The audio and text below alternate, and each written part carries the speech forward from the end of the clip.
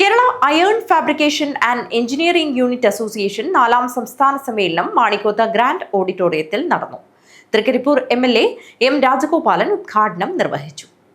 Kerala iron fabrication and engineering unit association 4ാം സംസ്ഥാന സമ്മേളനം Manikkoth grand ഓഡിറ്റോറിയത്തിൽ വെച്ചാണ് നടന്നത്. സംസ്ഥാന പ്രസിഡന്റ് എബ്രഹാം തങ്കച്ചൻ പതാക ഉയർത്തി. തുടർന്ന് നടന്ന യോഗത്തിൽ സംസ്ഥാന പ്രസിഡന്റ് എബ്രഹാം തങ്കച്ചൻ അധ്യക്ഷത വഹിച്ചു. Trikaripur MLA M. രാജഗോപാലൻ ഉദ്ഘാടനം നിർവഹിച്ചു. നമ്മളെല്ലാവരും ഒരു സാമൂഹ്യ ജീവിയാണ്. അതുകൊണ്ട് ഒന്നിൽ വിട്ടുനിന്ന് നമ്മുടെ സംഘടന എന്നുള്ള വളരെ പരിമിതമായ ഒരു തട്ടകത്തിൽ മാത്രം ഒതുങ്ങി നിന്ന് നമുക്ക് മുന്നോട്ട് പോകാൻ കഴിയില്ല. എന്നാൽ സംഘടനാപരമായ ഒരു കരുത്ത് നിലനിർത്തിക്കൊണ്ടു പോകുന്നതിന് എല്ലാവരും ഒന്നിച്ച് യോജിച്ചണിനിരക്കുക എന്നുള്ളത് വളരെ പ്രധാനമാണ്. ഇന്നത്തെ സമൂഹത്തിൽ സംഘടനാ ശേഷി വളരെ പ്രധാനമാണ്.